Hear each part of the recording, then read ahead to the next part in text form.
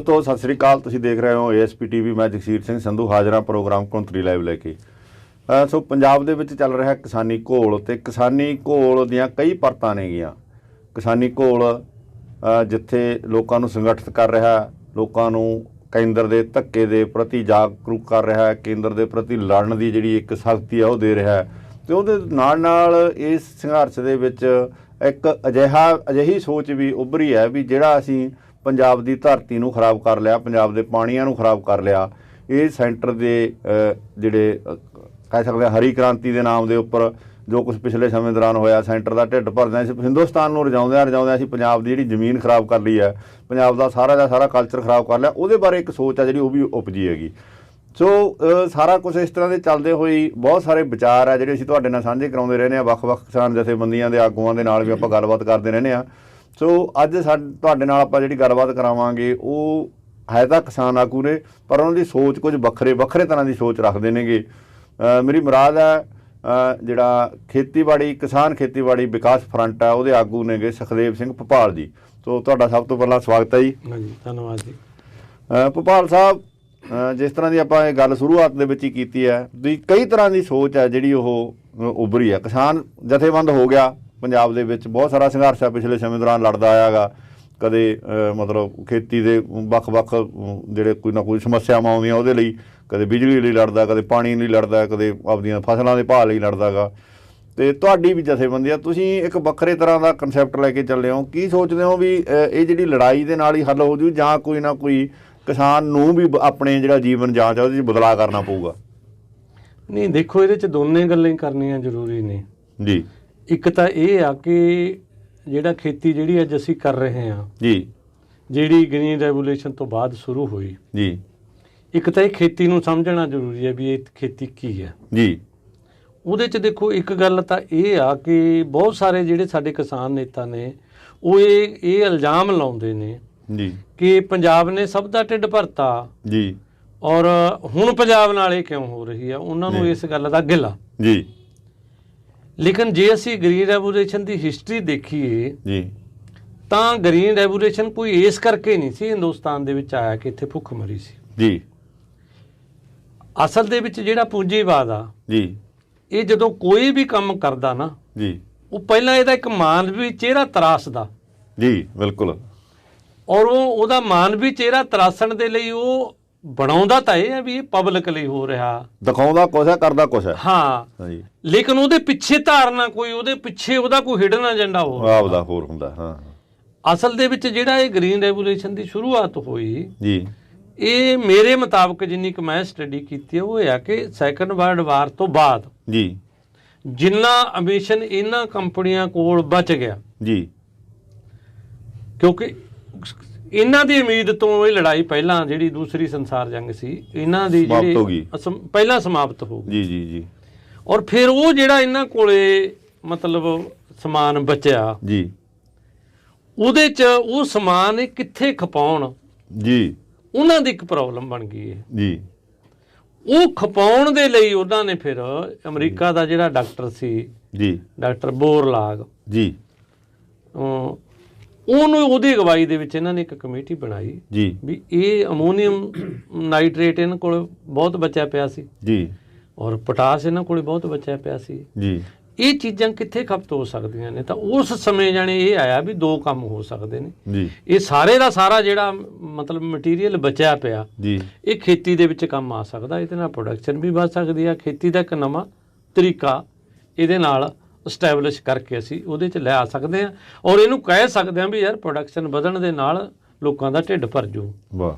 ਤਾਂ ਉਹਦੇ 'ਚ ਕੀ ਆ, ਮਤਲਬ ਜਿਹੜੀ ਸਾਹਮਣੇ ਚੀਜ਼ ਲਿਆਂਦੀ ਉਹ ਤਾਂ ਇਹ ਲਿਆਂਦੀ ਕਿ ਹਿੰਦੁਸਤਾਨ ਦੇ ਵਿੱਚ ਭੁੱਖ ਮਰੀ ਸੀ ਜੀ, ਅਸੀਂ PL 480 ਦੇ ਤਹਿਤ ਅਮਰੀਕਾ ਤੋਂ ਅਨਾਜ ਲੈਂਦੇ ਸੀ ਜੀ ਜੀ।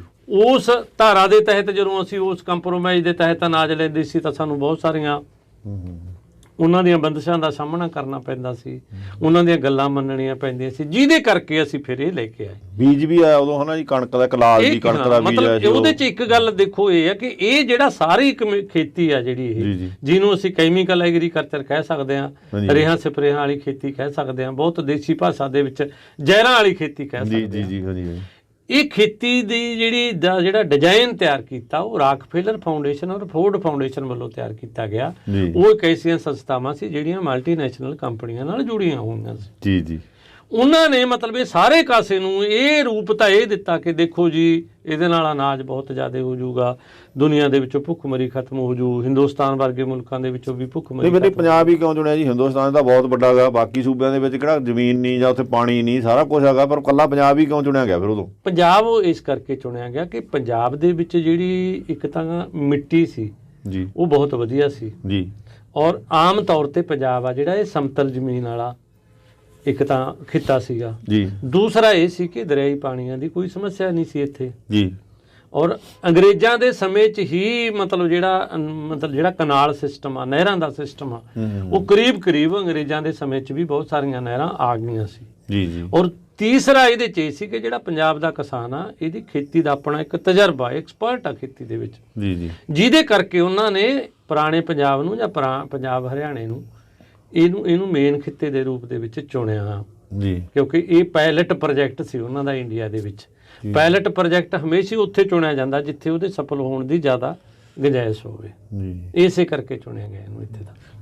ਉਸ ਦੇ ਦਰਮਿਆਨ ਹੀ ਜਿੱਥੇ ਹੁਣ ਮਤਲਬ ਤੁਸੀਂ ਇਹ ਗੱਲ ਕਰਦੇ ਹੋ ਵੀ ਇਸ ਤਰ੍ਹਾਂ ਦਾ ਪੰਜਾਬ ਨੂੰ ਚੁਣਿਆ ਗਿਆ, ਤਾਂ ਉਦੋਂ ਬਾਅਦ ਹੁਣ ਜੇ ਅੱਜ ਦੀ ਆਪਾਂ ਗੱਲ ਕਰਦੇ ਹਾਂ ਤਾਂ ਇਹ ਵੀ ਗੱਲ ਤੇ ਆਉਂਦੀ ਹੈ ਵੀ ਹੁਣ ਜਿਹੜਾ ਦੂਸਰੇ ਸੂਬੇ ਉਹਨਾਂ 'ਚ ਪ੍ਰੋਡਕਸ਼ਨ ਬਾਹਲੀ ਹੋ ਗਈ ਹੈਗੀ, ਉਹਨਾਂ ਦੇ ਵਿੱਚ ਫਸਲ ਵੱਧ ਹੋਣ ਲੱਗੀ ਹੈ, ਉਸ ਕਰਕੇ ਪੰਜਾਬ ਨੂੰ ਇਗਨੋਰ ਕੀਤਾ ਜਾ ਰਿਹਾ। ਹੁਣ ਇਹ ਵੀ ਤਾਂ ਚਰਚਾ ਹੋ ਰਹੀ ਹੈ ਵੀ ਜਿਹੜਾ ਪੰਜਾਬ ਨਾਲ ਧੱਕੇ ਦੀ ਗੱਲ ਤਾਂ ਆਪਾਂ ਕਰਦੇ ਹਾਂ, ਹੁਣ ਜਿਵੇਂ ਤੁਸੀਂ ਪਹਿਲਾਂ ਕਿਹਾ ਜਾਂ ਕਿਸਾਨ ਆਗੂ ਕਰ ਰਹੇ ਨੇ ਵੀ ਮਸਲਾ ਇਹ ਗੱਲ ਕਿਤੇ ਹੈ ਵੀ ਆ, ਕਿਉਂਕਿ ਸਾਡੇ ਪੰਜਾਬ 'ਚ ਵੀ ਹੁਣ ਅਸੀਂ ਜਦੋਂ ਦੇਖਦੇ ਹਾਂ ਬਹੁਤੇ ਲੋਕ ਆ ਜਿਹੜੇ ਰੱਜੇ ਪੁੱਜੇ ਲੋਕ ਨੇ ਉਹ MP ਦੀ ਕਣਕ ਖਾਣ ਲੱਗ ਗਏ, ਪੰਜਾਬ ਵਾਲੀ ਨੂੰ ਛੱਡੀ ਗਏ ਨੇਗੇ। ਸੋ ਇਸ ਤਰ੍ਹਾਂ ਦਾ ਵੀ ਚੱਲਣਾ ਵੀ ਇਹ ਲੱਗਦਾ ਨਹੀਂ ਵੀ ਉੱਧਰੋਂ ਜਦੋਂ ਉਹਨਾਂ ਕੋਲੇ ਦੂਸਰੇ ਸੂਬਿਆਂ ਦੇ ਕੋਲੇ ਆਪਦੀ ਜਿਹੜੀ ਪੈਦਾਵਾਰ ਵੱਧ ਗਈ ਤੇ ਪੰਜਾਬ ਨੂੰ ਉਸ ਕਰਕੇ ਇਗਨੋਰ ਕੀਤਾ ਜਾ ਰਿਹਾ। ਨਹੀਂ, ਉਹਦੇ 'ਚ ਦੇਖੋ ਇੱਕ ਗੱਲ ਇਹ ਆ ਕਿ ਜਿਹੜਾ ਇਹ ਇੰਪ੍ਰੈਸ਼ਨ ਦਿੱਤਾ ਜਾ ਰਿਹਾ, ਮੈਂ ਇਹਦੇ ਨਾਲ ਸਹਿਮਤ ਨਹੀਂ ਜੀ ਕਿ ਪੰਜਾਬ ਮਤਲਬ ਇੰਡੀਆ ਦੇ ਕੋਲ ਬਫਰ ਅਨਾਜ ਹੋ ਗਿਆ ਜੀ, ਮਤਲਬ ਮੈਂ ਨਹੀਂ ਇਹਦੇ ਨਾਲ ਕਨਵਿੰਸ। ਉਹਦਾ ਕਾਰਨ ਕੀ ਆ?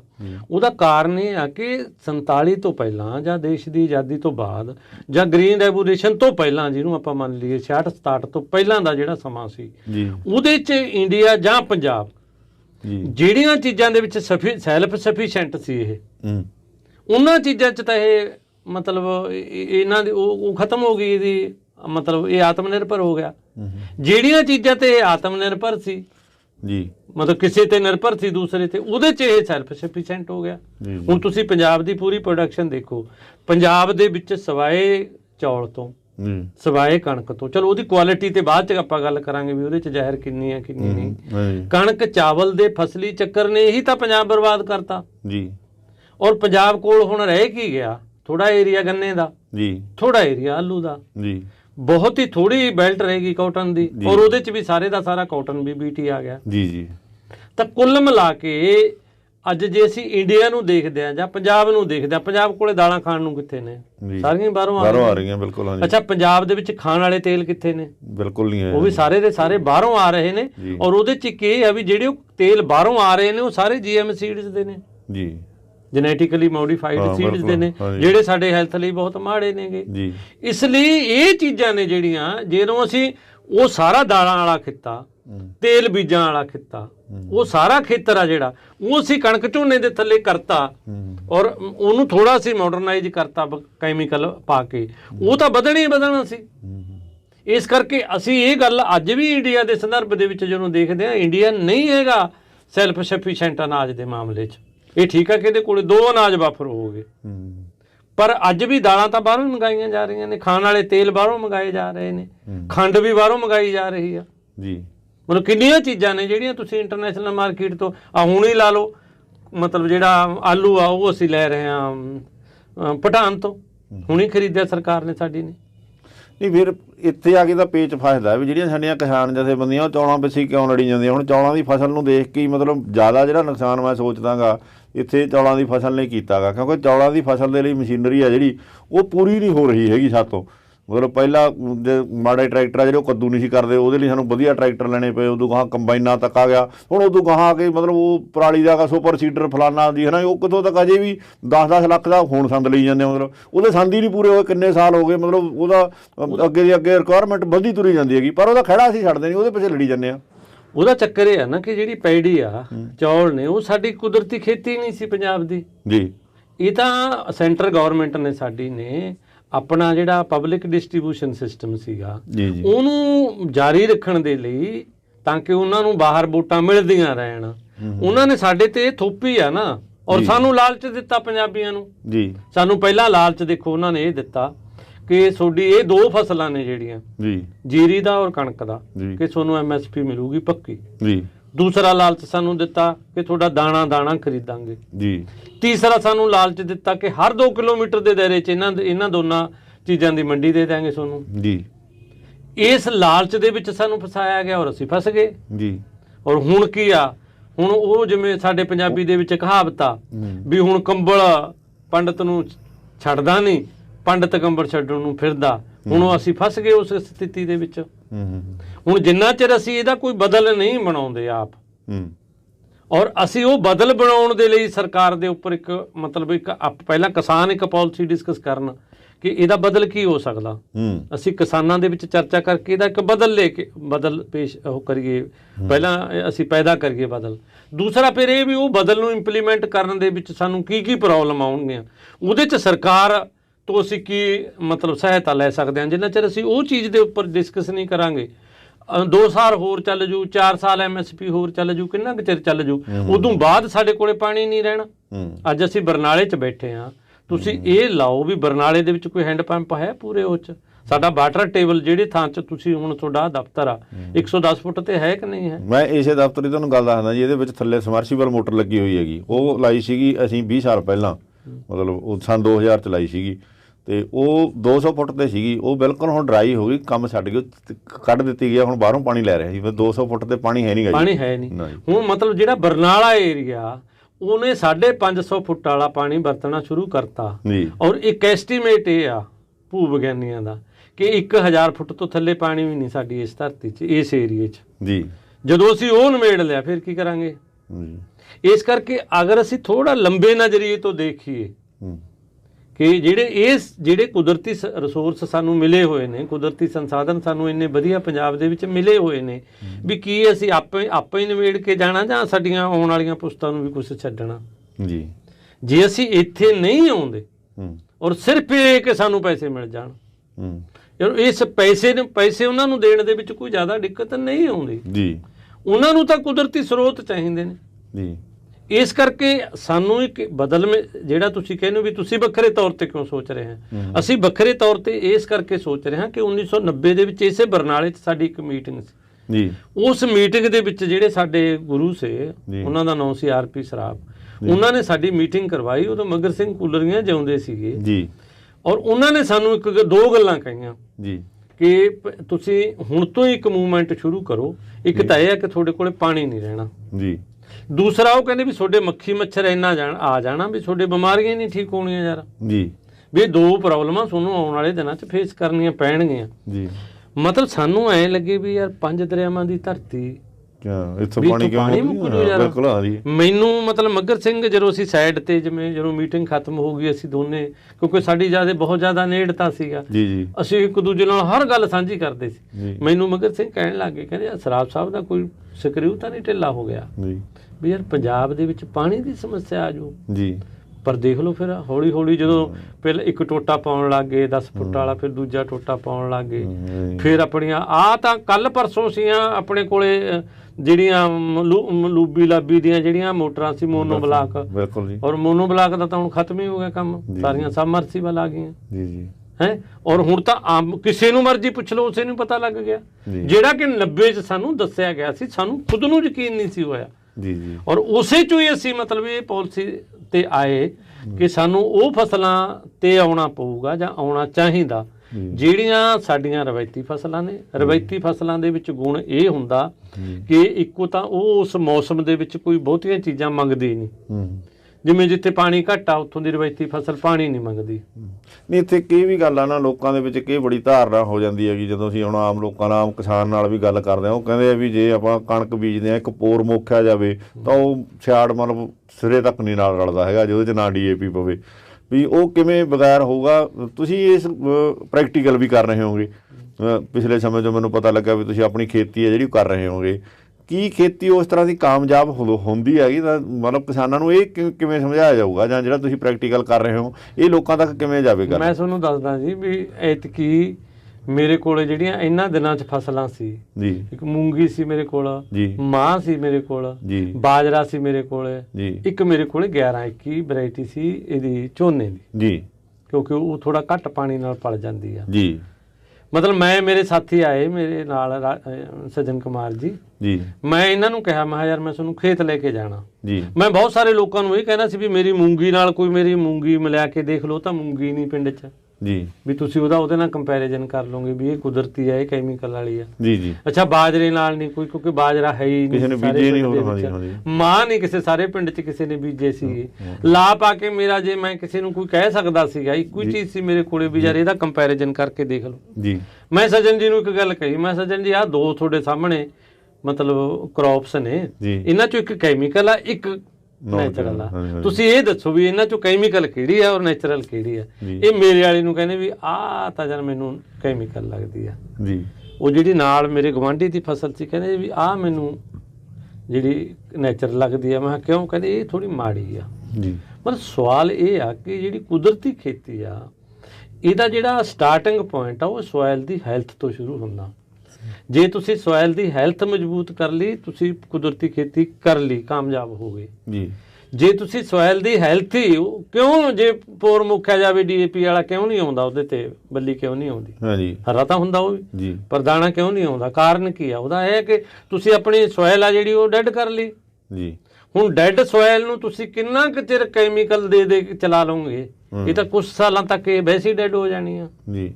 ਇਸ ਕਰਕੇ ਉਹ ਜਦੋਂ ਜਮਾ ਡੈਡ ਹੋਊਗੀ ਜੀ, ਮਤਲਬ ਬਿਨਾਂ ਪੈਸੇ ਤੋਂ ਬੈ ਹੋਊਗੀ ਜਿਹਨੂੰ ਆਪਾਂ ਪੰਜਾਬੀ ਚ ਕਹਿ ਲਈਏ, ਉਦੋਂ ਫਿਰ ਉਹਦਾ ਫਾਇਦਾ ਕੀ ਜਦੋਂ ਉਹਨੇ ਕਲਰ ਹੀ ਉਹ ਬਣ ਗਿਆ। ਮਤਲਬ ਕਲਰ ਵਾਲੀ ਜ਼ਮੀਨ ਤੇ ਦੂਸਰੀ ਜਿਹੜੀ ਉਪਜਾਊ ਜ਼ਮੀਨ ਆ ਉਹਦੇ ਚ ਫਰਕ ਕੀ ਆ ਜੀ? ਉਹ ਡੈਡ ਕਿਉਂ ਆ? ਕਲਰ ਵਾਲੀ ਨੂੰ ਡੈਡ ਕਿਉਂ ਕਹਿੰਦੇ ਆ? ਕਿਉਂਕਿ ਉਹਦੇ ਚ ਮਾਈਕਰੋ ਆਰਗੇਨਿਜ਼ਮ ਨਹੀਂ ਹੈਗਾ ਜੀ। ਠੀਕ ਹੈ ਨਾ? ਜਿਹੜੀ ਉਪਜਾਊ ਜ਼ਮੀਨ ਆ ਉਹਦੇ ਚ ਮਾਈਕਰੋ ਆਰਗੇਨਿਜ਼ਮ ਵੀ ਹੈਗਾ ਜੀ। ਠੀਕ ਹੈ ਨਾ? ਇਸ ਕਰਕੇ ਅਗਰ ਤੁਸੀਂ ਆਪਣੀ ਖੇਤੀ ਨੂੰ ਇੱਧਰ ਲੈ ਕੇ ਆਉਣਾ ਤਾਂ ਮਤਲਬ ਦੁਨੀਆ ਦਾ ਤਜਰਬਾ ਇਹ ਆ ਕਿ ਤੁਹਾਨੂੰ 3 ਤੋਂ 5 ਸਾਲ ਲੱਗ ਜਾਂਦੇ ਨੇ ਕਿ ਤੁਸੀਂ ਆਪਣੀ ਜ਼ਮੀਨ ਨੂੰ ਪੂਰੀ ਤਰ੍ਹਾਂ ਨੈਚੁਰਲ ਕਰਨ ਦੇ ਵਿੱਚ ਜੀ। ਉਹ 3 ਤੋਂ 5 ਸਾਲਾਂ ਦਾ ਜਿਹੜਾ ਗੈਪ ਆ ਉਹਨੂੰ ਕਿਵੇਂ ਪੂਰਾ ਕੀਤਾ ਜਾਵੇ, ਇਹ ਹਰੇਕ ਕਿਸਾਨ ਦੀ ਅਮਲੀ ਦਾ ਨਸ਼ਾ ਛੱਡਣ ਵਾਲੀ ਗੱਲ ਆ। ਅਮਲੀ ਦਾ ਨਸ਼ਾ ਛੱਡਣ ਵਾਲੀ ਗੱਲ ਉਹ ਹਰੇਕ ਕਿਸਾਨ ਦੀ ਪ੍ਰੋਬਲਮ ਆ। ਉੱਥੇ ਸਾਡੇ ਲਈ ਜ਼ਰੂਰੀ ਆ ਕਿ ਸਟੇਟ ਇੰਟਰਵੈਂਸ਼ਨ ਕਰੇ, ਕਿ ਸਟੇਟ ਆ ਜਿਹੜੀ ਮਤਲਬ ਅਸੀਂ ਇਹ ਡਿਮਾਂਡ ਕਰਦੇ ਹਾਂ ਘੱਟ ਤੋਂ ਘੱਟ 3 ਸਾਲ ਕਿਸਾਨਾਂ ਦੀ ਬਾਹ ਫੜੇ ਉਹ ਤੋਂ ਬਾਅਦ ਤਾਂ ਫਿਰ ਉਹਨਾਂ ਨੇ ਆਪਣੇ ਆਪ ਹੀ ਉਹ ਹੋ ਜਾਣਾ ਜੀ ਜੀ। ਦੂਸਰੀ ਗੱਲ ਇਹਦੇ ਚ ਅਸੀਂ ਕਈ ਵੀ ਆਉਂਦਾ ਨਾ ਵੀ ਜਿਹੜਾ ਮਤਲਬ ਮੰਡੀਕਰਨ ਦਾ ਫਿਰ MSP ਦੀ ਰੌਲਾ ਤਾਂ ਹੀ ਪੈ ਰਿਹਾ ਵੀ 2 ਫਸਲਾਂ ਤੇ MSP ਆ ਤਾਂ ਹੀ ਕਿਸਾਨ ਲੜ ਰਹੇ ਨੇ, ਦੂਜੀਆਂ ਤੇ ਹੈ ਨਹੀਂ ਗੀ। ਫਿਰ ਉੱਥੇ ਕੀ ਜਾਣਗੇ? ਉਹਨਾਂ ਦਾ ਪਹਿਲਾਂ ਬੁਰਾ ਹਾਲ ਹੋ ਜਾਂਦਾ ਜਦੋਂ ਬੀਜਦੇ ਵੀ। ਹੁਣ ਗੰਨੇ ਦੀ ਗੱਲ ਕਰੀਏ ਤੁਸੀਂ, ਮਤਲਬ ਹਾਈ ਕੋਰਟ ਜਾ ਕੇ ਪੈਸੇ ਲੈਣੇ ਪੈ ਰਹੇ ਇਹਨਾਂ ਨੂੰ। ਤੋਂ ਸਵਾਲ ਇਹ ਆ ਨਾ ਕਿ ਅਸੀਂ ਇੱਕ ਗੱਲ ਇਹ ਕਹਿਣਾ ਚਾਹੁੰਦੇ ਹਾਂ ਕਿ ਦੇਖੋ ਸਾਨੂੰ ਖੇਤੀ ਦਾ ਪੂਰਾ ਡਿਜ਼ਾਈਨ ਪੂਰੇ ਦਾ ਪੂਰਾ ਮਾਡਲ ਬਦਲਣਾ ਪਊਗਾ ਜੀ। ਉਹਦੇ ਚ ਪਹਿਲਾਂ ਤਾਂ ਤੁਹਾਨੂੰ ਇਹ ਮਤਲਬ ਇੱਕ ਐਸਟੀਮੇਟ ਕਰਨਾ ਪਊ ਨਾ ਕਿ ਪੰਜਾਬ ਦੀ ਮਤਲਬ ਜ਼ਰੂਰਤ ਕੀ ਆ ਜੀ। ਇਹਨੂੰ ਅਨਾਜ ਕਿੰਨਾ ਚਾਹੀਦਾ ਜੀ, ਇਹਨੂੰ ਚੀਨੀ ਜਾਂ ਗੁੜ ਕਿੰਨਾ ਚਾਹੀਦਾ ਜੀ, ਇਹਨੂੰ ਸਬਜ਼ੀਆਂ ਕਿੰਨੀਆਂ ਚਾਹੀਦੀਆਂ ਨੇ, ਇਹਨੂੰ ਹਾਰਟੀਕਲਚਰ ਦਾ ਸਮਾਨ ਆ ਜਿਹੜਾ ਫਲ ਫਰੂਟ ਆ ਉਹ ਕਿੰਨਾ ਚਾਹੀਦਾ ਜੀ, ਮਤਲਬ ਤੇਲ ਬੀਜ ਕਿੰਨੇ ਚਾਹੀਦੇ ਨੇ, ਦਾਲਾਂ ਕਿੰਨੀਆਂ ਚਾਹੀਦੀਆਂ ਨੇ। ਮਤਲਬ ਇਹ ਸਾਰੀਆਂ ਚੀਜ਼ਾਂ ਦੀ ਪਹਿਲੀ ਤੁਹਾਨੂੰ ਇੱਕ ਪਲਾਨਿੰਗ ਕਰਨੀ ਪਊ। ਤੁਹਾਨੂੰ ਜ਼ਰੂਰਤ ਕੀ ਆ? ਰਿਕੁਆਇਰਮੈਂਟ ਕੀ ਆ ਸਾਡੀ ਜ਼ਰੂਰਤ? ਮਤਲਬ ਜੇ ਤੁਸੀਂ ਪੰਜਾਬੀ ਸਮਾਜ ਦੀ ਗੱਲ ਕਰਦੇ ਹੋ ਤਾਂ ਪੰਜਾਬੀ ਸਮਾਜ ਦੀ ਜ਼ਰੂਰਤ ਕੀ ਆ ਜੀ? ਮੈਂ ਕਹਿੰਦਾ ਵੀ ਪੰਜਾਬੀ ਸਮਾਜ ਤਾਂ ਇੱਕ ਇੰਨਾ ਖੁਸ਼ਕਿਸਮਤ ਸਮਾਜ ਆ ਜੀ।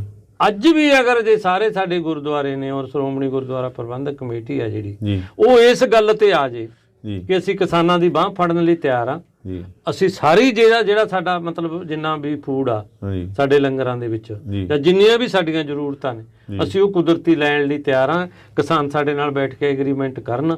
25% ਪੰਜਾਬ ਦੇ ਕਿਸਾਨਾਂ ਦਾ ਕੱਲਾ ਸ਼੍ਰੋਮਣੀ ਗੁਰਦੁਆਰਾ ਪ੍ਰਬੰਧਕ ਕਮੇਟੀ ਹੀ ਖਰੀਦ ਲੂਗੀ ਜੀ। ਕੀ ਬਾਤ ਹੈ। ਠੀਕ ਆ ਨਾ? ਇਸ ਕਰਕੇ ਇਹ ਚੱਕਰ ਇਹ ਆ ਵੀ ਜੇ ਕਿਸਾਨ ਪਹਿਲਾਂ ਇਸ ਗੱਲ ਤੇ ਆਵੇ ਤਾਂ ਫਿਰ ਅਸੀਂ ਕਿਸਾਨਾਂ ਦੀ ਕਹਿ ਸਕਦੇ ਹਾਂ ਨਾ ਕਿ 3 ਤੋਂ 5 ਸਾਲ ਦਾ ਜਿਹੜਾ ਉਹਨਾਂ ਦਾ ਪੀਰੀਅਡ। ਪਿਛਲੇ ਦਿਨ ਹੀ ਰੌਲਾ ਇਹ ਪੈਂਦਾ ਰਿਹਾ ਵੀ ਉਹਨਾਂ ਨੇ ਮਾਰਕਫੈਡ ਦਾ ਘਿਓ ਛੱਡ ਕੇ ਪਤਾ ਨਹੀਂ ਉਧਰ ਕਿਸੇ ਨਾਗਪੁਰ ਦੀ ਫੈਕਟਰੀ ਤੋਂ ਲੈ ਲਿਆ। ਇਹਦਾ ਮਤਲਬ ਪੰਜਾਬ ਦੇ ਕਿਸਾਨਾਂ ਦਾ ਤਾਂ ਉਹ ਦੁੱਧ ਲੈਣ ਨੂੰ ਵੀ ਤਿਆਰ ਨਹੀਂ ਹੈਗੇ ਸ਼੍ਰੋਮਣੀ ਕਮੇਟੀ ਵਾਲੇ। ਸ਼੍ਰੋਮਣੀ ਕਮੇਟੀ ਵਾਲੇ ਇਹਦਾ ਮਤਲਬ ਕੀ ਹੈ? ਇਹਦਾ ਮਤਲਬ ਇਹ ਹੈ ਕਿ ਕੀ ਜਿਹੜੀ ਮਤਲਬ ਸਾਡੇ ਗੁਰਦੁਆਰੇ ਨੇ ਕੀ ਤੁਸੀਂ ਇਹਨੂੰ ਮਾਰਕੀਟ ਐਂਗਲ ਤੋਂ ਚਲਾਓਗੇ ਜਾਂ ਇਹਨੂੰ ਤੁਸੀਂ ਧਾਰਮਿਕ ਐਂਗਲ ਤੋਂ ਚਲਾਉਣਾ ਚਾਹੁੰਦੇ ਹੋ। ਮਾਰਕੀਟ ਐਂਗਲ ਤਾਂ ਇਹ ਕਹਿੰਦਾ ਵੀ ਮਹਾਰਾਸ਼ਟਰ ਵਾਲਿਆਂ ਨੇ ਤੁਹਾਨੂੰ 350 ਰੁਪਏ ਘਿਓ ਦੇਤਾ ਦੇਸੀ ਜੀ, ਤੁਸੀਂ ਆਪ ਪੰਜਾਬ 'ਚ ਰਹਿੰਦੇ ਹੋ, 350 ਰੁਪਇਆ ਦੇਸੀ ਘਿਓ ਕਿਵੇਂ ਤਿਆਰ ਕਰ ਲਓਗੇ ਤੁਸੀਂ ਜੀ? ਕਿਤੇ ਵੀ ਦੱਸੋ ਨਾ ਵੀ ਇਹ ਕੋਈ ਲੌਜਿਕ ਹੀ ਨਹੀਂ ਹੈਗਾ। ਉਹਦਾ ਮਤਲਬ ਤੁਸੀਂ ਡੁਪਲੀਕੇਟ ਲੋਕਾਂ ਨੂੰ ਚੀਜ਼ਾਂ ਖਵਾ ਰਹੇ ਹੋ। ਸ਼੍ਰੋਮਣੀ ਕਮੇਟੀ ਡੁਪਲੀਕੇਟ ਖਰੀਦ ਰਹੀ ਆ ਕਿਉਂਕਿ ਹੋ ਸਕਦਾ ਉਹਨਾਂ ਨੂੰ ਕਮਿਸ਼ਨ ਮਿਲਦਾ ਹੋਵੇ ਜਿਹੜੇ ਖਰੀਦਦੇ ਨੇ, ਪਰ ਉੱਥੇ ਕਿਹੜਾ ਕੋਈ ਬਹੁਤ ਸਾਫ਼ ਸੁਥਰੇ ਲੋਕ ਬੈਠੇ ਨੇ, ਉੱਥੇ ਵੀ ਇਹੀ ਕੁਛ ਆ। ਇਸ ਕਰਕੇ ਅਗਰ ਅਸੀਂ ਇੱਧਰ ਨੂੰ ਜਾਣਾ ਤਾਂ ਸਾਨੂੰ ਸਾਡੀ ਡਿਮਾਂਡ ਇਹ ਆ ਕਿ 50% ਸਟੇਟ ਗਵਰਨਮੈਂਟ ਦਾ ਔਰ 50% ਸੈਂਟਰ ਗਵਰਨਮੈਂਟ ਦਾ ਬਜਟ ਖੇਤੀ ਲਈ ਇੱਕ ਸੈਪਰੇਟ ਬਜਟ ਬਣੇ ਜੀ, ਔਰ ਉਹ ਬਜਟ ਕਿਸਾਨ ਆਪਣੇ ਤਰੀਕੇ ਨਾਲ ਖਰਚਣ ਜੀ। ਉਹਦੇ 'ਚ ਕਿਸੇ ਸਰਕਾਰ ਦਾ, ਕਿਸੇ ਮੰਤਰੀ ਸੰਤਰੀ ਦਾ, ਕਿਸੇ ਅਫਸਰ ਦਾ ਕੋਈ ਰੋਲ ਨਹੀਂ ਹੋਣਾ ਚਾਹੀਦਾ। ਉਹ ਕਿਸਾਨ ਦੇਖਣ ਕਿ ਕਿਹੜੀ ਚੀਜ਼ ਤੇ ਉਹਨਾਂ ਨੇ ਕਿਵੇਂ ਉਹ ਕਰਨਾ ਜੀ। ਉਹ ਆਪਣੀ ਪੂਰੀ ਪਹਿਲਾਂ ਪ੍ਰੋਜੈਕਟ ਰਿਪੋਰਟ ਬਣਾ ਕੇ ਦੱਸ ਸਕਦੇ ਨੇ ਜੀ ਵੀ ਸੋਇਲ ਦੀ ਇੰਪਰੂਵਮੈਂਟ ਤੇ ਅਸੀਂ ਆਹ ਕਰਾਂਗੇ, ਵਾਟਰ ਇੰਪਰੂਵਮੈਂਟ ਤੇ ਅਸੀਂ ਆਹ ਕਰਾਂਗੇ, ਇਹ ਚੀਜ਼ ਤੇ ਆਹ ਕਰਾਂਗੇ, ਇਹ ਚੀਜ਼ ਤੇ ਆਹ ਕਰਾਂਗੇ ਜੀ। ਉਹਦੇ 'ਚ ਕੀ ਆ, ਜਿਹੜੀ ਸਾਡੀ ਖੇਤੀ ਆ ਨਾ, ਫਿਰ ਇੱਕ ਦੂਸਰੇ ਦੀ ਸਪੋਰਟ ਕਰਨ ਲੱਗ ਜੂਗੀ। ਮੰਨ ਲਓ ਜੇ ਤੁਸੀਂ ਦਾਲਾਂ ਬੀਜਦੇ ਹੋ, ਇੱਕ ਸਾਲ ਤੁਸੀਂ ਦਾਲ ਬੀਜਦੇ ਹੋ ਤਾਂ ਮਤਲਬ ਦਾਲਾਂ ਕੀ ਕਰਦੀਆਂ ਨੇ, ਉਹ ਨੈਚੁਰਲੀ ਨਾਈਟ੍ਰੋਜਨ ਫਿਕਸਿੰਗ ਕਰਦੀਆਂ ਨੇ ਨਾ ਜੀ। ਬਿਲਕੁਲ, ਤਾਂ ਹਾਂ ਜੀ। ਹੁਣ ਤੁਸੀਂ ਇਹ ਦੇਖੋ ਜਿਹੜੇ ਯੂਰੀਏ ਦੇ ਕਾਰਖਾਨੇ ਨੇ ਆਪਣੇ ਨੇੜੇ, ਸਭ ਤੋਂ ਬਠਿੰਡੇ ਵਾਲਾ ਨੈਸ਼ਨਲ ਫਰਟੀਲਾਈਜ਼ਰ, ਇਹ ਨਾਈਟ੍ਰੋਜਨ ਕਿੱਥੋਂ ਲੈ ਕੇ ਆਉਂਦਾ? ਹਵਾ ਚੋਂ ਹੀ ਲੈ ਰਿਹਾ ਨਾ ਜੀ, ਕਿਉਂਕਿ ਹਵਾ 'ਚ 78% ਨਾਈਟ੍ਰੋਜਨ ਆ ਜੀ। ਜਿਹੜੇ ਸਾਡੇ ਪੌਦੇ ਨੇ ਉਹ ਨਾਈਟ੍ਰੋਜਨ ਕਿੱਥੋਂ ਲੈਂਦੇ ਨੇ ਜੀ? ਉਹ ਵੀ ਹਵਾ ਚੋਂ ਹੀ ਲੈਂਦੇ ਨੇ, ਕਿਉਂਕਿ 78% ਹਵਾ 'ਚ ਉਹਨਾਂ ਨੂੰ ਨਾਈਟ੍ਰੋਜਨ ਮਿਲ ਰਹੀ ਆ ਜੀ। ਮਤਲਬ ਐਸੇ ਤਰ੍ਹਾਂ ਜੇ ਤੁਸੀਂ ਉਹ ਚੀਜ਼ਾਂ ਉਹ ਕਰਦੇ ਹੋ ਕਿ ਨਾਈਟ੍ਰੋਜਨ ਫਿਕਸਿੰਗ ਕਿਵੇਂ ਕਰਨੀ ਆ ਜੀ, ਫਿਰ ਜੇ ਤੁਹਾਡੀ ਫਾਸਫੋਰਸ ਘਟਦੀ ਆ ਤਾਂ ਤੁਹਾਡੇ ਕੋਲੇ ਉਹ ਐਲੀਮੈਂਟ, ਉਹ ਮਾਈਕਰੋ ਆਰਗੇਨਿਜ਼ਮ ਦੇ ਵਿੱਚ ਤੁਹਾਡੇ ਕੋਲੇ ਉਹ ਚੀਜ਼ਾਂ ਹੈ ਜਿਹੜੀਆਂ ਸਿਰਫ ਤੇ ਸਿਰਫ ਤੁਹਾਡੀ ਮਤਲਬ ਫਾਸਫੋਰਸ ਫਿਕਸਿੰਗ ਹੀ ਕਰਨਗੀਆਂ। ਮਤਲਬ ਇਹ ਚੀਜ਼ਾਂ ਤੇ ਤਾਂ ਅਸੀਂ ਸਾਇੰਸ ਨੂੰ ਲਾ ਦਈਏ ਜੇ, ਇਹ ਤਾਂ ਉਹ ਤਾਂ ਮਤਲਬ ਇਹ ਤਾਂ ਬਹੁਤ ਹੀ ਈਜ਼ੀ ਕੰਮ ਆ। ਬਿਲਕੁਲ। ਔਰ ਜਿਹਦੇ 'ਚ ਤੁਹਾਨੂੰ ਕੋਈ ਸਪਰੇਅ ਕਰਨ ਦੀ ਲੋੜ ਨਹੀਂ, ਤੁਹਾਨੂੰ ਫਰਟੀਲਾਈਜ਼ਰ ਪਾਉਣ ਦੀ ਲੋੜ ਨਹੀਂ, ਨੈਚੁਰਲ ਤਰੀਕੇ ਦੇ ਨਾਲ। ਮਤਲਬ ਸਾਡਾ ਕੁਦਰਤੀ ਖੇਤੀ ਤੋਂ ਮਤਲਬ ਬਲਦ ਬੋਤੇ ਦੀ ਖੇਤੀ ਨਹੀਂ ਹੈਗੀ ਜੀ। ਸਾਡਾ ਕੁਦਰਤੀ ਖੇਤੀ ਤੋਂ ਮਤਲਬ ਹੈ ਕਿ ਜਿੰਨਾ ਗਿਆਨ ਵਿਗਿਆਨ ਅੱਜ ਸਾਡੇ ਕੋਲ ਆ ਗਿਆ ਜੀ, ਉਸ ਗਿਆਨ ਵਿਗਿਆਨ ਨੂੰ ਅਸੀਂ ਖੇਤੀ ਦੇ ਵਿੱਚ ਕਿਵੇਂ ਉਪਯੋਗ ਕਰੀਏ ਉਹਦਾ, ਤਾਂ ਕਿ ਖੇਤੀ ਦੇ ਜਿਹੜੇ ਸਾਰੇ ਪ੍ਰੋਡਕਟ ਨੇ ਉਹ ਜ਼ਿਆਦਾ ਹੈਲਦੀ ਬਣਨ, ਉਹ ਉਹਨਾਂ ਦੇ ਵਿੱਚ ਨਿਊਟ੍ਰੀਸ਼ਨ ਦੀ ਮਾਤਰਾ ਜ਼ਿਆਦਾ ਹੋਵੇ, ਔਰ ਜਿਹੜੀ ਕਿ ਹਿਊਮਨ ਹੈਲਥ ਔਰ ਸਾਡੇ ਪਸ਼ੂਆਂ ਦੀ ਹੈਲਥ, ਸਾਡੇ ਜਾਨਵਰਾਂ ਦੀ ਹੈਲਥ ਦੇ ਉੱਪਰ ਚੰਗਾ ਅਸਰ ਪਾਵੇ। ਫਿਰ ਸਾਨੂੰ ਹਸਪਤਾਲਾਂ ਦੀ ਥੋੜ੍ਹੀ ਜ਼ਰੂਰਤ ਆ, ਫਿਰ ਅਸੀਂ ਇਹ ਥੋੜ੍ਹੀ ਡਿਮਾਂਡ ਕਰਾਂਗੇ ਕਿ ਹਰ ਜ਼ਿਲ੍ਹੇ ਦੇ ਵਿੱਚ ਸੁਪਰ ਸਪੈਸ਼ਲਿਟੀ ਵਾਲਾ ਹਸਪਤਾਲ ਹੋਵੇ। ਫਿਰ ਤਾਂ ਅਸੀਂ ਇੱਧਰ ਨੂੰ ਜਾਵਾਂਗੇ ਵੀ ਕਈ ਜ਼ਿਲ੍ਹਿਆਂ ਦੇ ਵਿੱਚ ਹਸਪਤਾਲ ਆ ਜਿਹੜੇ ਉਹ ਬੰਦ ਹੋ ਗਏ। ਅਸੀਂ ਹਸਪਤਾਲ ਲੈਣੇ ਨਹੀਂ, ਅਸੀਂ ਹਸਪਤਾਲ ਬੰਦ ਕਰਾਉਣੇ ਆ, ਕਿਉਂਕਿ ਉਹਦੇ 'ਚ ਤੁਹਾਨੂੰ ਇੱਕ ਅਲੱਗ ਸਿਸਟਮ ਦੀ, ਇੱਕ ਅਲੱਗ ਖੇਤੀ ਦੇ ਡਿਜ਼ਾਈਨ ਦੀ ਜ਼ਰੂਰਤ ਆ। ਅਸੀਂ ਉਸ ਡਿਜ਼ਾਈਨ ਵਾਲੇ ਪਾਸੇ ਨੂੰ ਜਾ ਰਹੇ ਹਾਂ। ਜਿਹੜਾ ਮੌਜੂਦਾ ਚੱਲ ਰਿਹਾ ਸੰਘਰਸ਼, ਇਹਦੇ 'ਚੋਂ ਕੀ ਸਮਝਦੇ ਹੋ? ਆਖਰ 'ਚ ਜਾਂਦੇ ਆਪਾਂ ਇਹਦੀ ਵੀ ਗੱਲ ਕਰ ਲਈ ਵੀ ਇਹਦਾ ਕੋਈ ਵਕਤੀ ਤੌਰ ਤੇ ਫਾਇਦਾ ਹੋਊਗਾ ਜਾਂ ਕੋਈ ਲੌਂਗ ਟਰਮ ਇਹਦੇ ਵਿੱਚੋਂ ਫਾਇਦਾ ਹੋ ਸਕਦਾ? ਨਹੀਂ, ਉਹਦੇ 'ਚ ਦੇਖੋ ਇਹ ਆ ਵੀ ਇਸ ਸੰਘਰਸ਼ ਨੇ ਇੱਕ ਕੰਮ ਜਿਹੜਾ ਸਭ ਤੋਂ ਵਧੀਆ ਕੀਤਾ ਉਹ ਇਹ ਆ ਕਿ ਲੋਕਾਂ ਦੇ ਵਿੱਚ ਇੱਕ ਇਸ ਕਿਸਮ ਦੀ ਚੇਤਨਤਾ ਡਿਵੈਲਪ ਕੀਤੀ ਆ ਕਿ ਹੁਣ ਕਾਰਪੋਰੇਟ ਸਾਨੂੰ ਖੇਤੀ ਦੇ ਵਿੱਚ ਰਹਿਣ ਨਹੀਂ ਦੇਊਗਾ ਜੀ। ਇਹ ਕਾਨੂੰਨ ਜਿਹੜੇ ਆ ਗਏ, ਇਹ ਤਿੰਨੇ ਕਾਨੂੰਨ ਪੂਰੀ ਦੀ ਪੂਰੀ ਖੇਤੀ ਨੂੰ ਬਾਜ਼ਾਰਵਾਦ ਦੇ ਹਵਾਲੇ ਕਰਨਾ ਚਾਹੁੰਦੇ ਨੇ। ਔਰ ਲੋਕ ਜਿੰਨੇ ਵੀ ਆ ਰਹੇ ਨੇ, ਧਰਨਿਆਂ ਮੁਜ਼ਾਹਰਿਆਂ ਦੇ ਵਿੱਚ ਆ ਰਹੇ ਨੇ ਜਾਂ ਕਿਸੇ ਵੀ ਪ੍ਰਦਰਸ਼ਨ ਦੇ ਵਿੱਚ ਆ ਰਹੇ ਨੇ, ਉਹਨਾਂ ਦੇ ਇੱਕ ਗੱਲ ਸਮਝ ਦੇ ਵਿੱਚ ਆ ਗਈ ਕਿ ਹੁਣ ਸਾਡਾ ਖੈਰ ਨਹੀਂ ਹੈਗੀ, ਮਤਲਬ ਸਾਨੂੰ ਕਾਰਪੋਰੇਟ ਖੇਤੀ ਚੋਂ ਬਾਹਰ ਕਰੂਗਾ।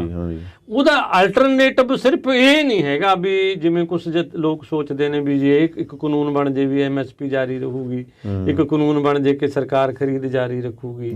ਉਹਦਾ ਅਲਟਰਨੇਟਿਵ ਇਹ ਚੀਜ਼ ਨਹੀਂ ਬਣ ਸਕਦੀ। ਇਹ ਤਾਂ ਬਹੁਤ ਹੀ ਟੈਂਪਰੇਰੀ ਗੱਲ ਤਾਂ ਬਣ ਸਕਦੀ ਆ, ਪਰ ਇਹਦਾ ਰੀਅਲ ਅਲਟਰਨੇਟਿਵ ਇਹੀ ਬਣ ਸਕਦਾ ਕਿ ਤੁਸੀਂ ਇੱਕ ਖੇਤੀ ਦਾ ਪੂਰਾ ਡਿਜ਼ਾਈਨ ਬਦਲੋ ਔਰ ਇਹਨੂੰ ਪ੍ਰਕਿਰਤਿਕ ਮੋਡ ਤੇ ਲੈ ਕੇ ਆਓ। ਔਰ ਫਿਰ ਇਹ ਹੈ ਕਿ ਜੇ ਅਸੀਂ ਮਲਟੀਨੈਸ਼ਨਲ ਕੰਪਨੀਆਂ ਦਾ ਮੁਕਾਬਲਾ ਕਰਨਾ ਤਾਂ 2-2.5 ਕਿੱਲਿਆਂ ਦੀ ਖੇਤੀ ਵਾਲਾ ਕਿਸਾਨ ਨਹੀਂ ਕਰ ਸਕਦਾ, ਉਹਨੂੰ ਕੋਆਪਰੇਟਿਵ ਖੇਤੀ ਕਰਨੀ ਪਊਗੀ। ਜਦੋਂ ਅਸੀਂ ਕੋਆਪਰੇਟਿਵ ਖੇਤੀ ਦੀ ਗੱਲ ਕਰਦੇ ਹਾਂ ਤਾਂ ਉਹਦਾ ਮਤਲਬ ਪੁਰਾਣਾ ਉਹ ਕੋਆਪਰੇਟਿਵ ਨਹੀਂ ਜਿਹੜਾ ਸਾਡੇ ਅੱਜ ਕੱਲ੍ਹ ਚੱਲ ਰਿਹਾ, ਜਿਹਦੇ 'ਚ ਸਾਰੀ ਦੀ ਸਾਰੀ ਪਾਵਰ ਆ ਜਿਹੜੀ ਉਹ ਮਤਲਬ ਅਫਸਰਸ਼ਾਹੀ ਕੋਲੇ ਜਾਂ ਰਾਜਨੀਤਿਕ ਲੋਕਾਂ ਕੋਲੇ। ਸਾਡਾ ਕੋਆਪਰੇਟਿਵ ਦਾ ਮਤਲਬ ਪੀਪਲ ਲੈਡ ਔਰ এনवायरमेंट ਲੈਡ ਕੋਆਪਰੇਟਿਵ ਸਿਸਟਮ, ਜਿਹਦੇ ਚ ਹਰ ਚੀਜ਼ এনवायरमेंट ਨੂੰ ਸਾਹਮਣੇ ਰੱਖ ਕੇ, ਕਿਉਂਕਿ এনवायरमेंट ਮੂਵਮੈਂਟ ਔਰ ਫਾਰਮਰ ਮੂਵਮੈਂਟ ਇਹ ਇੱਕੋ ਹੀ ਨੇ ਦੋਨੇ ਜੀ। ਜੇ ਅਸੀਂ এনवायरमेंट ਨੂੰ ਬਚਾਉਣਾ ਚਾਹੁੰਦੇ ਹਾਂ ਤਾਂ ਸਾਨੂੰ ਨੈਚੁਰਲ ਖੇਤੀ ਕਰਨ ਤੋਂ ਸਿਵਾਏ ਸਾਡੇ ਕੋਲ ਹੋਰ ਕੋਈ ਰਸਤਾ ਹੀ ਨਹੀਂ, ਫੇਰ ਹੀ ਸਾਡਾ এনवायरमेंट ਬਚੂਗਾ। ਇਸ ਲਈ ਸਾਨੂੰ ਇਹ ਲੱਗਦਾ ਕਿ ਇਸ ਮੂਵਮੈਂਟ ਨੇ ਕਿਸਾਨਾਂ ਦੇ ਅੰਦਰ ਇੱਕ ਜਾਗਰਤੀ ਤਾਂ ਪੈਦਾ ਕਰਤੀ ਕਿ ਜਿਹੜੀਆਂ ਸਾਰੀਆਂ ਸਰਕਾਰਾਂ ਨੇ ਕਾਰਪੋਰੇਟ ਦੀਆਂ ਨੇ ਔਰ ਉਹ ਕਾਰਪੋਰੇਟਾਂ ਨੂੰ ਖੇਤੀ ਦੇਣਾ ਚਾਹੁੰਦੀਆਂ ਨੇ। ਔਰ ਅਸੀਂ ਪਹਿਲਾਂ ਉਹ ਗੱਲਾਂ ਨਹੀਂ ਸਮਝੇ ਜਦੋਂ ਬਾਦਲ ਸਾਹਿਬ ਕਹਿੰਦੇ ਹੁੰਦੇ ਸੀ ਵੀ ਪੰਜਾਬ ਨੂੰ ਕੈਲੀਫੋਰਨੀਆ ਬਣਾ ਦੇਂਗੇ, ਔਰ ਹੁਣ ਉਹ ਗੱਲ ਸਾਹਮਣੇ ਆ ਗਈ ਵੀ ਕੈਲੀਫੋਰਨੀਆ ਬਣੂਗਾ ਇਹ। ਔਰ ਕੈਲੀਫੋਰਨੀਆ ਦੀ ਪੋਜੀਸ਼ਨ ਇਹ ਹੈ ਨਾ ਕਿ ਅਮਰੀਕਾ ਦੇ ਵਿੱਚ ਕੈਦੀਆਂ ਦੀ ਗਿਣਤੀ ਵੱਧ ਆ ਔਰ ਕਿਸਾਨਾਂ ਦੀ ਗਿਣਤੀ ਘੱਟ ਆ। ਜੇ ਅਸੀਂ ਵੀ ਸਾਡੇ 24,000 ਕੈਦੀ ਨੇ ਪੰਜਾਬ ਦੇ ਵਿੱਚ, ਤਾਂ ਜੇ ਅਸੀਂ ਇਹਨੂੰ ਉਨੇ ਕੀ ਲੈ ਕੇ ਆਉਣਾ, ਉਹੀ ਡਿਜ਼ਾਈਨ ਉਰੇ ਲੈ ਕੇ ਆਉਣਾ ਕੈਦੀਆਂ ਵਾਲਾ, ਤਾਂ ਫਿਰ ਸਾਡੇ ਕਿਸਾਨਾਂ ਨੂੰ ਖੇਤੀ 'ਚ ਉਹ ਬਾਹਰ ਕਰ ਹੀ ਦੇਣਗੇ ਔਰ ਖੇਤੀ ਉਹਨਾਂ ਨੇ ਸਾਹਮਣੀ ਆ। ਨਹੀਂ ਹੁਣ ਜਦੋਂ ਆਪਾਂ ਗੱਲ ਕਰਦੇ ਹਾਂ ਵੀ ਇੱਕ ਇਹ ਜਾਗਰਤੀ ਤਾਂ ਆਈ ਆ ਕਿਸਾਨਾਂ ਦੇ ਵਿੱਚ ਇਸ ਗੱਲ ਨੂੰ, ਬਹੁਰਾਸ਼ਟਰੀ ਕੰਪਨੀਆਂ ਨੂੰ ਜਾਂ ਉਹਨਾਂ ਨੂੰ ਆਪਦਾ ਭਵਿੱਖ ਦਿਸਣ ਲੱਗ ਗਿਆ, ਤਾਂ ਇਹਦੇ ਵਿੱਚ ਹੁਣ ਕਿਸਾਨ ਜਥੇਬੰਦੀਆਂ ਦਾ ਕੀ ਰੋਲ ਹੋਵੇ? ਜਿਹੜਾ ਤੁਹਾਡੇ ਵਾਲਾ ਕਨਸੈਪਟ ਹੈ ਕਿਵੇਂ ਜਾ ਸਕਦਾ ਕਿਸਾਨਾਂ ਦੇ ਵਿੱਚ, ਇਹਨੂੰ ਲਿਜਾਣ ਦੇ ਲਈ ਵੀ ਕੋਈ ਰੋਡ ਮੈਪ ਤਿਆਰ ਕਰੋ ਨਾ, ਫੇਰ ਹੀ ਇਹ ਗੱਲ ਹੈ। ਮਤਲਬ ਜੇ ਇਸ ਮੌਕੇ ਜਿਵੇਂ ਆਪਾਂ ਕਹਿੰਦੇ ਮੌਕੇ 'ਤੇ ਸੱਟ ਮਾਰਨ ਵਾਲੀ ਗੱਲ ਹੈ, ਹੁਣ ਮੌਕਾ ਤਾਂ ਹੈਗਾ, ਉਸ ਗੱਲ ਦਾ ਇੱਕ ਮੌਕਾ ਬਣਿਆ ਹੋਇਆ ਹੈਗਾ, ਇਸ ਮੌਕੇ ਉਹ ਸੱਟ ਕਿਵੇਂ ਵੱਜੇ? ਨਹੀਂ, ਇਸ ਮੌਕੇ ਦੇ ਵਿੱਚ ਜਿਹੜੀ ਦੇਖੋ ਸਾਡੀ ਟਰਾਈ ਆ, ਸਾਡੀ ਟਰਾਈ ਇਹ ਹੈ ਵੀ ਅਸੀਂ ਇਹਨਾਂ ਕਾਨੂੰਨਾਂ ਦੇ ਸੰਬੰਧ 'ਚ ਔਰ ਅਸੀਂ ਮਤਲਬ ਜਿੱਥੇ ਵੀ ਜਿਹੜੇ ਵੀ ਧਰਨੇ 'ਚ ਜਾਂਦੇ ਹਾਂ, ਜਿੱਥੇ ਸਾਨੂੰ ਬੋਲਣ ਲਈ ਟਾਈਮ ਮਿਲ ਜਾਂਦਾ, ਅਸੀਂ ਦੋ ਤਰੀਕੇ ਨਾਲ ਆਪਣੀ ਗੱਲ ਆ ਜਿਹੜੀ ਉੱਥੇ ਲੋਕਾਂ ਦੇ ਵਿੱਚ ਰੱਖ ਰਹੇ ਹਾਂ। ਇੱਕ ਅਸੀਂ ਲਿਖਤੀ ਰੂਪ ਦੇ ਵਿੱਚ ਅਸੀਂ ਪਰਚੇ ਛਪਾਏ ਨੇ, ਤੁਸੀਂ ਦੇਖ ਲਓ ਵੀ ਕਿਸੇ ਦੇ ਧਰਨੇ 'ਚ ਕੋਈ ਪਰਚੇ ਨਹੀਂ ਬਣਦਾ, ਦੇਖੋਗੇ ਤੁਸੀਂ ਕਿਸੇ ਜਥੇਬੰਦੀ ਨੂੰ, ਸਿਰਫ ਸਾਡੀ ਜਥੇਬੰਦੀ ਹੋਊਗੀ ਜਿਹੜੀ 2-3 ਟਾਈਪ ਦੇ ਪਰਚੇ ਵੰਡੂਗੀ, ਤਾਂ ਕਿ ਉਹ ਪਰਚੇ ਵੰਡਣ ਦਾ ਸਾਡਾ ਮਤਲਬ ਇਹੀ ਹੈ ਕਿ ਲੋਕ ਜਾਣ ਘਰਾਂ ਦੇ ਵਿੱਚ ਬੈਠ ਕੇ ਉਹ ਆਰਾਮ ਨਾਲ ਪੜ੍ਹਨ, ਉਹਨੂੰ ਇੱਕ ਮਨ ਇੱਕ ਚਿੱਤ ਹੋ ਕੇ ਜਦੋਂ ਉਹ ਸੋਚਣਗੇ ਉਹਨਾਂ ਦਾ।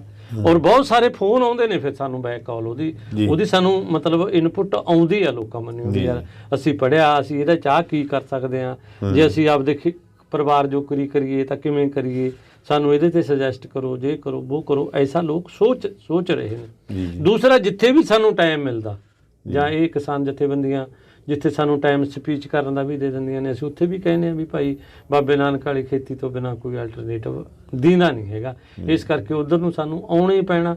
ਔਰ ਮੈਂ ਤਾਂ ਖਾਸ ਤੌਰ 'ਤੇ ਲੋਕਾਂ ਨੂੰ ਇਹ ਗੱਲ ਕਹਿਣਾ ਕਿ ਜਿਹੜਾ ਲੋਕਾਂ ਦੇ ਵਿੱਚ ਇੱਕ ਇਹ ਫੋਬੀਆ ਪੈਦਾ ਕਰਤਾ ਕਿ DAP ਦੀ ਕਮੀ ਆ ਗਈ ਜੀ, ਯੂਰੀਆ ਨਹੀਂ ਮਿਲਣਾ ਜੀ, ਮੈਂ ਕਹਿੰਦਾ ਯਾਰ ਵੀ DAP ਔਰ ਯੂਰੀਆ ਇੱਕ ਐਸੀ ਚੀਜ਼ ਹੈ ਜਿਹਨੂੰ ਤੁਸੀਂ ਸਾਲ ਨਹੀਂ ਸਾਂਭ ਕੇ ਰੱਖ ਸਕਦੇ। ਜਿਹਨੇ ਉਹ ਲਿਆਂਦਾ ਯਾਰ ਉਹਦੀ ਜ਼ਿਆਦਾ ਪ੍ਰੋਬਲਮ ਆ ਵੇਚਣ ਵਾਲੇ ਦੀ, ਨਾ ਕਿ ਖਰੀਦਣ ਵਾਲੇ ਦੀ ਉਹਦੀ ਪ੍ਰੋਬਲਮ ਆ, ਵੇਚਣ ਵਾਲੇ ਦੀ ਜ਼ਿਆਦਾ ਪ੍ਰੋਬਲਮ ਆ। ਔਰ ਤੁਸੀਂ ਇਹ ਦੇਖੋ ਕਿ ਮੇਰਾ ਆਪਣਾ ਉਹ ਆ ਮਤਲਬ ਜਿਹੜੀ ਮੇਰੀ ਆਪਣੀ ਰਿਸਰਚ ਇਹ ਕਹਿੰਦੀ ਆ ਕਿ ਹਰਿਆਣੇ 'ਚ ਤਾਂ ਗੱਡੀਆਂ ਬੰਦ ਨਹੀਂ ਹੋਈਆਂ ਜੀ, ਇਹਨਾਂ ਨੇ ਜਾਖਲ ਰੈਕ ਲਾਏ ਨੇ ਜੀ, ਇਹਨਾਂ ਨੇ ਮਤਲਬ ਡੱਬਾ ਵਾਲੀ ਰੈਕ ਲਾਇਆ, ਇਹਨਾਂ ਨੇ ਗੰਗਾਨਗਰ ਰੈਕ ਲਾਇਆ, ਇਹਨਾਂ ਨੇ ਅੰਬਾਲੇ ਰੈਕ ਲਾਏ ਨੇ, ਉੱਥੋਂ ਟਰੱਕਾਂ ਰਾਹੀਂ ਇਹਨਾਂ ਨੇ ਯੂਰੀਆ DAP ਸਾਰੇ ਸਪਲਾਈ ਕਰਤਾ।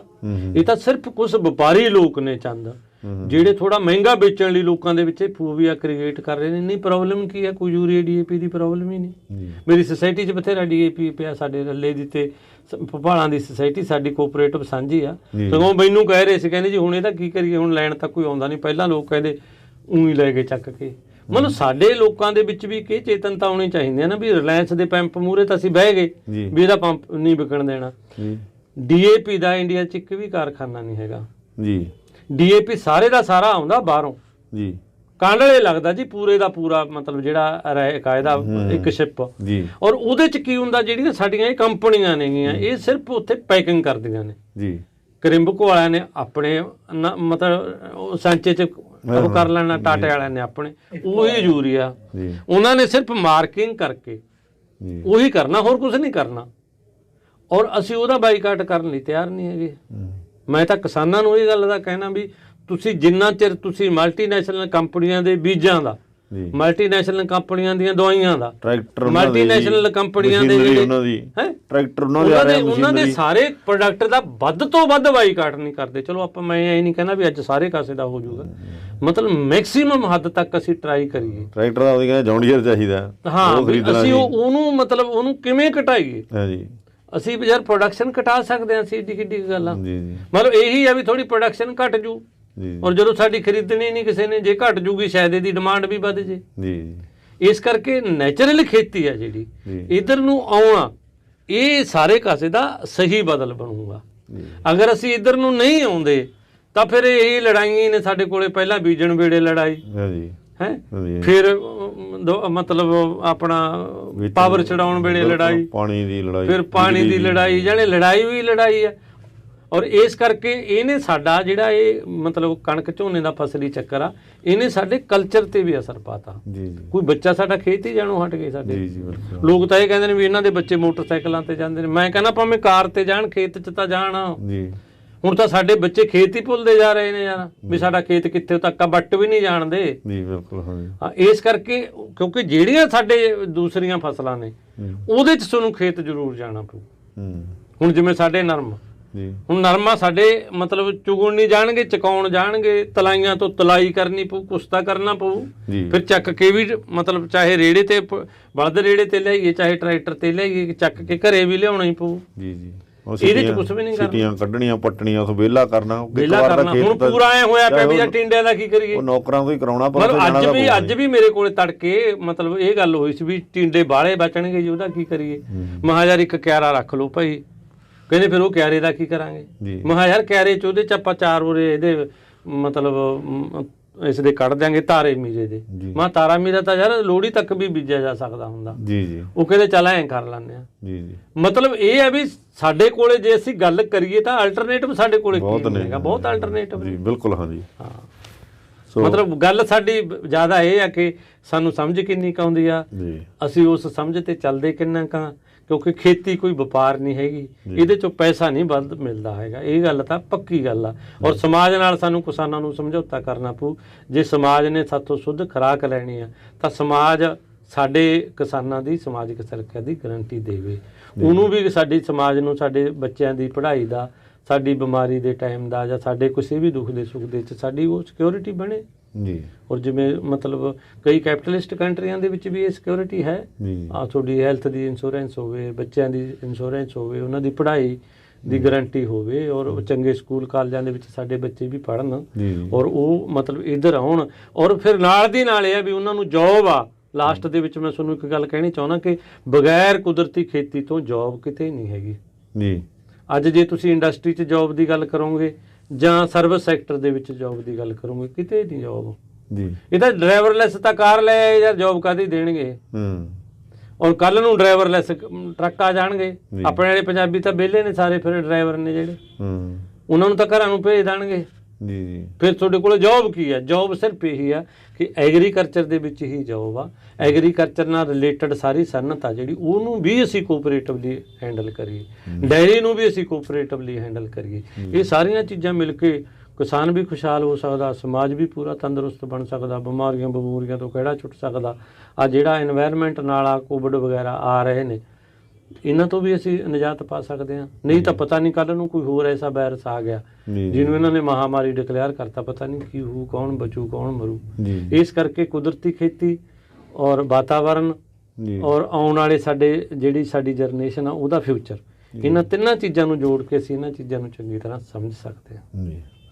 ਸੋ ਦਰਸ਼ਕੋ, ਭੁਪਾਲ ਸਾਹਿਬ ਨੇ ਬੜੇ ਵਿਸਥਾਰ ਦੇ ਨਾਲ ਔਰ ਸਰਲ ਢੰਗ ਦੇ ਨਾਲ ਜਿਹੜੀ ਇਹ ਗੱਲ ਸਮਝਾਈ ਹੈ ਵੀ ਜਿਹੜਾ ਇਹ ਖੇਤੀ ਦਾ ਸੰਕਟ ਹੈ, ਇਹਦੇ ਜਿਹੜੇ ਅੰਦੋਲਨਾਂ ਨਾਲ ਵਕਤੀ ਹੱਲ ਤਾਂ ਹੋ ਸਕਦੇ ਆ, ਪਰ ਇਹਦੇ ਜੇ ਪੱਕੇ ਹੱਲ ਕਰਨੇ ਆ ਨਾ, ਉਹਦੇ ਲਈ ਕਿਸਾਨਾਂ ਨੂੰ ਖੁਦ ਤਰੱਦਦ ਕਰਨਾ ਪੈਣਾ, ਕਿਸਾਨਾਂ ਨੂੰ ਖੁਦ ਆਪਣੇ ਆਪ ਨੂੰ ਬਦਲਣਾ ਪੈਣਾ ਔਰ ਕੁਦਰਤੀ ਖੇਤੀ ਵੱਲ, ਉਸੇ ਬਾਬੇ ਨਾਨਕ ਵਾਲੀ ਖੇਤੀ ਵੱਲ ਮੁੜਨਾ ਪੈਣਾ ਗਾ।